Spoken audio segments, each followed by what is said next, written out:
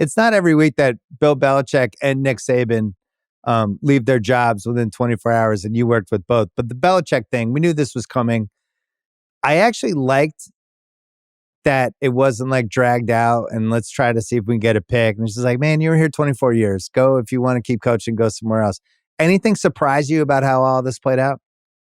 No, I think the best thing about it was that both had the vision of what do we want to be like in 5 years? Like, where are we going to be? Like, we don't want this to be an ugly divorce where, we can't figure out where the kids want to go to college and how we're going, like, let's just be mature and appreciate that 5 years from now, you'll be back here, I'll be here, and we can honor you correctly. And I think that was the intent of it. And I think it came out genuinely that way. How does the Belichick thing evolve? Because you've watched this happen a few times with football. Like we saw Joe Gibbs go back to Washington and it didn't go well the second time. Yeah. But now as the years pass, everyone's like, Joe Gibbs, one of the greatest coaches.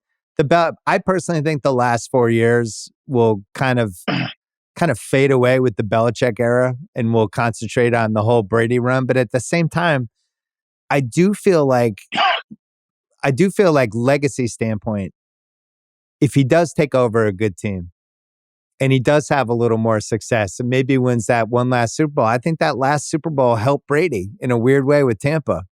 Yeah, it separated it. He did something that wasn't tied with Belichick. And do you think that drives Belichick at this point, or does he not care?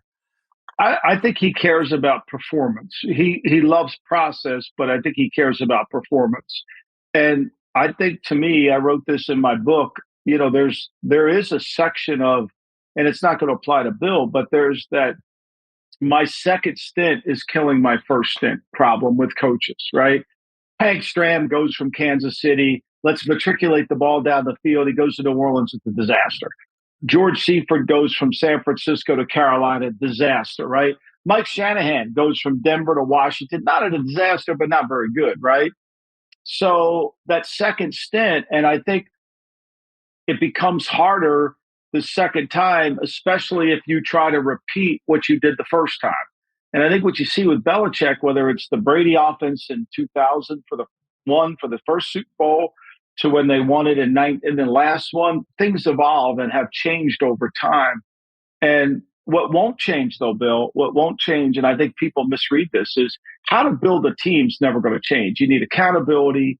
You need coaches that will develop talent. You need to be on the cutting edge of motivating the players. So I don't think that's going to get old. I don't really do. I think you and I were the only two people on the planet who thought the Patriots actually could have been like 10-7 or 11-6 with real quarterback. Yeah. Their defense was legitimately good. They never gave up explosive plays. They lost Judon and Gonzalez. Like, part of me wonders, I still think he can have a good defense. And if you give him pieces, it's just the question of who's running the offense and then who's the quarterback. He had the worst quarterbacks in the league. Yeah, well, let's say this. Just hypothetically, let's say if this team had Dante coaching the line, had Josh as the offensive coordinator, what would it have looked like? I think it looks a little different. I think that we don't put enough into that, right? And I'm not blaming, anybody. O'Brien, but I think that Bill O'Brien or Adrian Clem. But I think there was, in any sport, there's always a production and design problem, right? The production problem is, the coach feels that's the players. Do we have enough players? The design problem, are we using the players well, right? Atlanta Falcons, for example, they think they have a lot of great players, but it's the production that's holding them back. Whether that's true or not, I don't know. But like New England, I think part of their issue was both. They had a production problem. They didn't get a backup quarterback. I mean, Bailey Zappi this summer was a disaster, and they didn't answer that. And even though everybody knew Mac wasn't playing well, by week 3 of the season, Mac was killing them. They had nobody to turn to. Now that's the fault that's the production issue, right? And so it's hard to evaluate the design when you can't get the quarterback to make a play. So I think it's a little bit of both in certain cases. Wait, hold on. Don't forget about the worst kicker in the league who you drafted in the fourth round, who cost them 3 games. At least. And how many more? How many more? I mean, not only did they love giving the ball away offensively, they love missing field goals. Yeah. which are turnovers too, right? So yeah, so that I think if they would have had a little different setup, but the design of the team by the staff, which I think everybody plays a part in, and I think that's what we saw today. I don't think this was a divorce of it's your fault, it's your fault, it's your fault. I think there was a collaboration of fault, if you will. Yeah. And sometimes it's time to go. And I just wonder, like, they have this third pick coming. If he wanted to rebuild from the bottom and do it in New England, you could argue, all right, what if Jaden Daniels is awesome, and with the defense and Judon Gonzalez come back and use some other picks, you could be good right away. And then I see some of the jobs open. It's like Atlanta and Washington and Carolina doesn't even have a pick, and the Chargers who have no salary cap room. It's not a better situation than he was already in with the Patriots. And it makes me Yeah. think, is he in that Parcells mode of in the 2000s when Parcells took the Dallas job? It's like, why are you taking this job? I'm taking it for money and because I have a chance to actually win the Super Bowl. I didn't think this initially, but now I'm thinking, like, is he just kind of wait to see what Super Bowl roster he could inherit? And we'll know after round one, round two. Somebody from round one and round two who seems like they're in a good spot might not be in 2 weeks. Here's what I think everybody's making a huge mistake on. I think, to me, everybody looks at this very linear. What jobs are open? And there's another lane to that, right? What jobs could be open next year? Okay. Because that's the lane that should be really interested. Are you saying a Because year from now?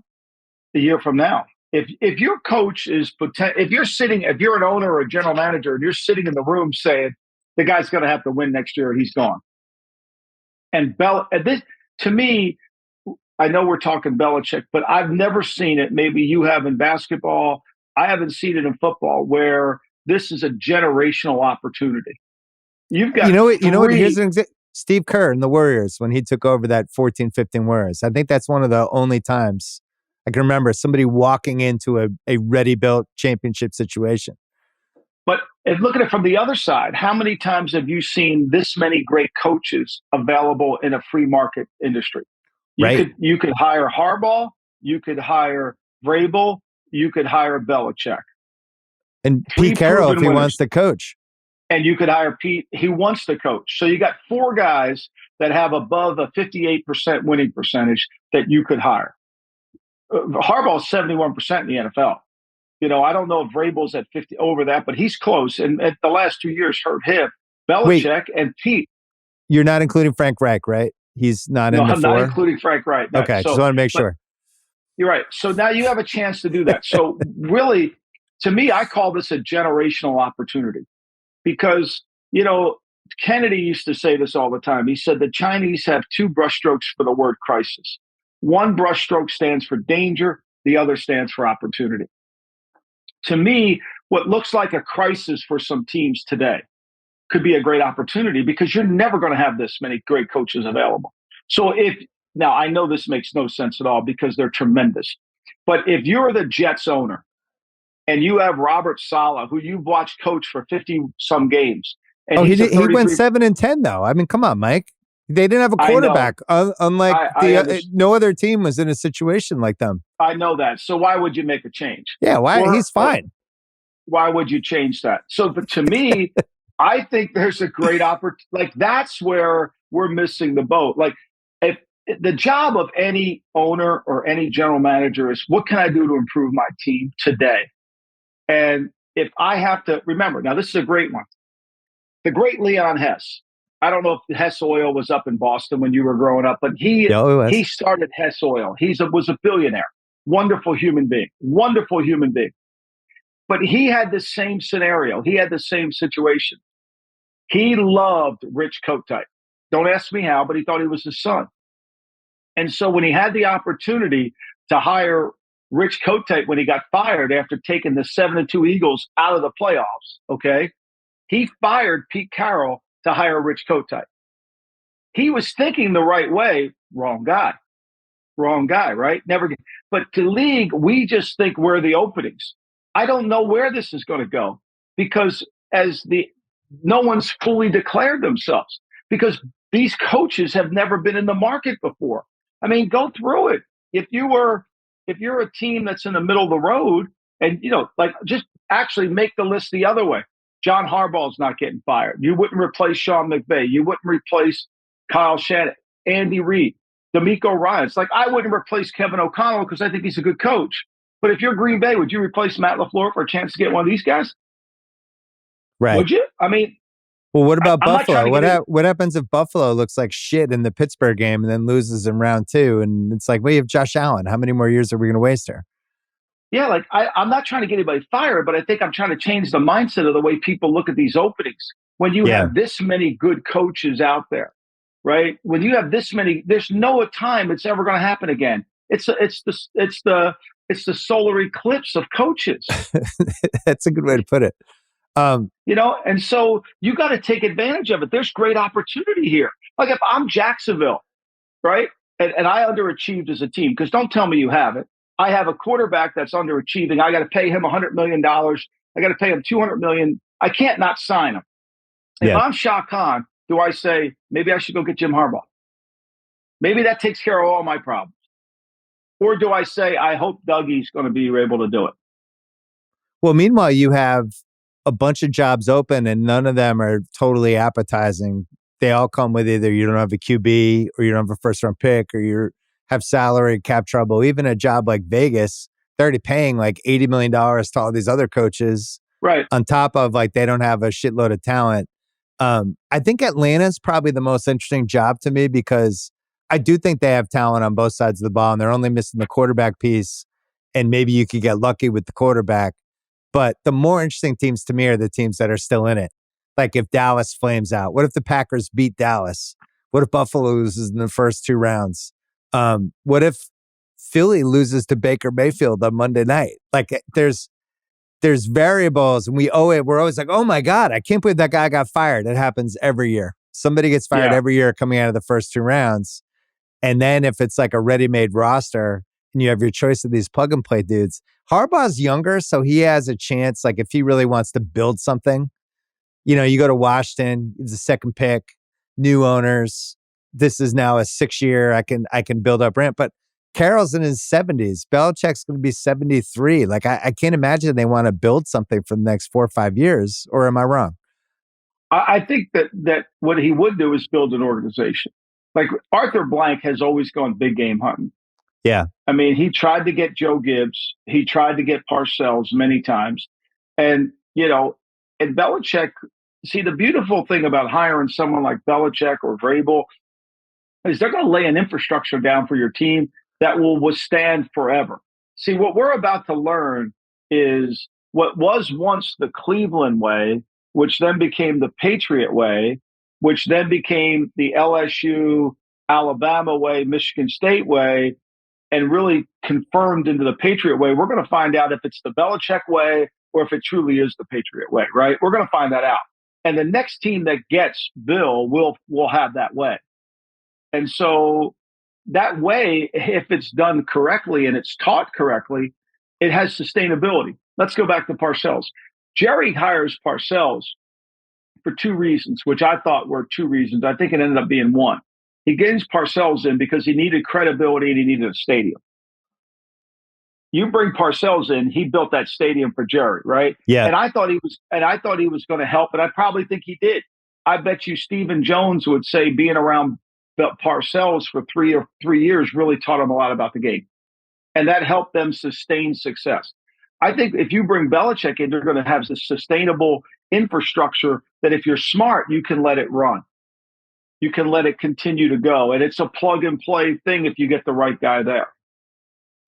Is it fair to say Vrabel's the number 1 draft pick because of his age and the fact that he's had real success already, but he's maybe not even the coach that he's going to be 4 years from now? If you're a team that really wants to build something for the next 20 years, I mean, Vrabel could, his next job, he could still be there in 2040. Yeah, I mean, I think Harbaugh's a hot commodity because 71% winning percentage. Yeah. See, what happened to Vrabel is the same thing that happened to Harbaugh. Let's not forget this now. Harbaugh's in San Francisco, okay, and Trent Baalke's the general manager. And they're having conflict between the two, the universal conflict. The players are better than, all that crap, right? And so Harbaugh just leaves and goes to Michigan. The 49ers let that happen. They were tired of Harbaugh. They were tired of all that crap. They promote the great Jim Tomasula, which you probably made a lot of money betting against them. I And loved it. so, right. And then they had fired Tomasula after a year and hired Chip Kelly. And then they fired Belke and they had to bring Kyle Shanahan in. Tennessee's about to go through the same thing, right? Because everybody thinks I can replace him. Everybody thinks he's replaceable. Amy Adams wants her team back. Yeah. She's excited to run her own organization now. She doesn't need Mike Vrabel. She's got Rand Carthon. I mean, it's like we're going to go out to the field and we're just going to start pulling lettuce out. Like, there's not a lot of good coaches. Like, right? Like, there's not a lot of good coaches. Are there good coaches that want to coach Will Levis? Well, she in the press release, she announced him as the good player.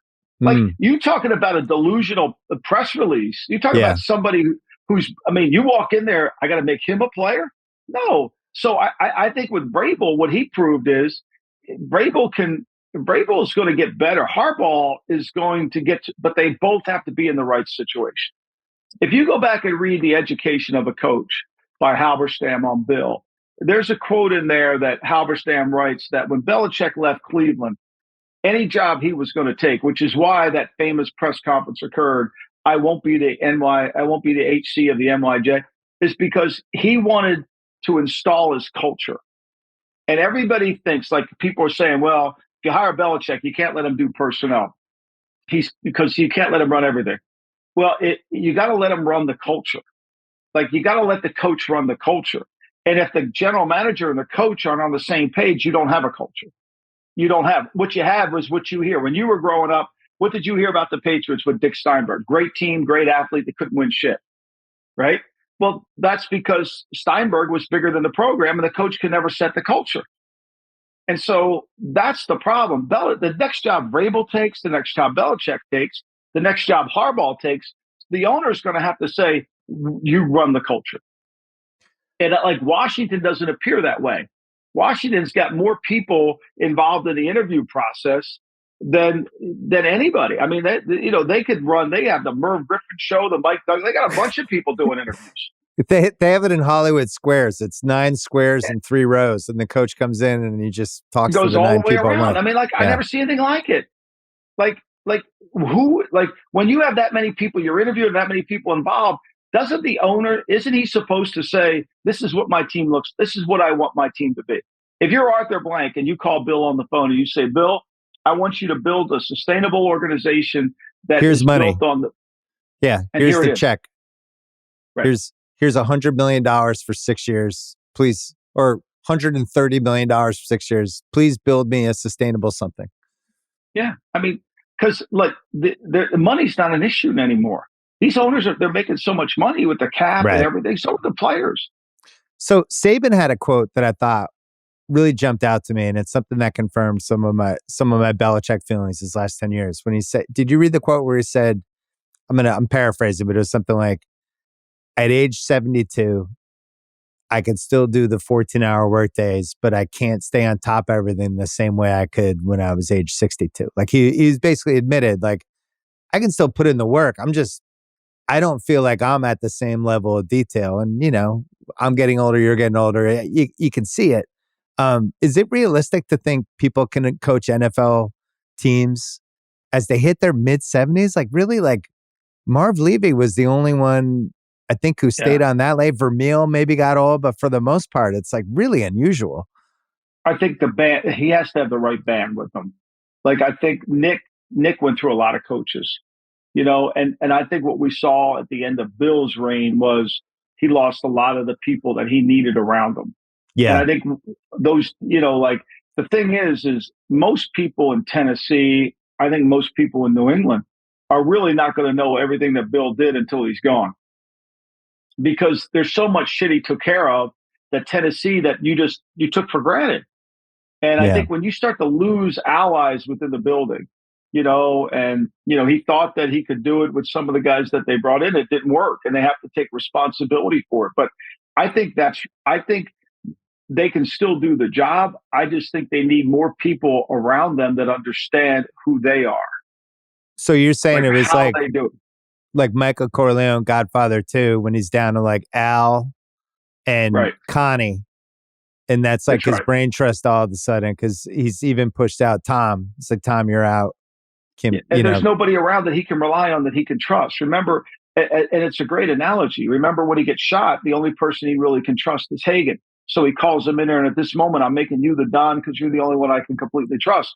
Well, when yeah, you start losing those loyal people, and that don't understand really the essence of the program, then you lose a little bit of the details. That's why the band that's why the E Street Band still makes great music. They all stayed together. That's why the Rolling Stone, it's that you got to stay together.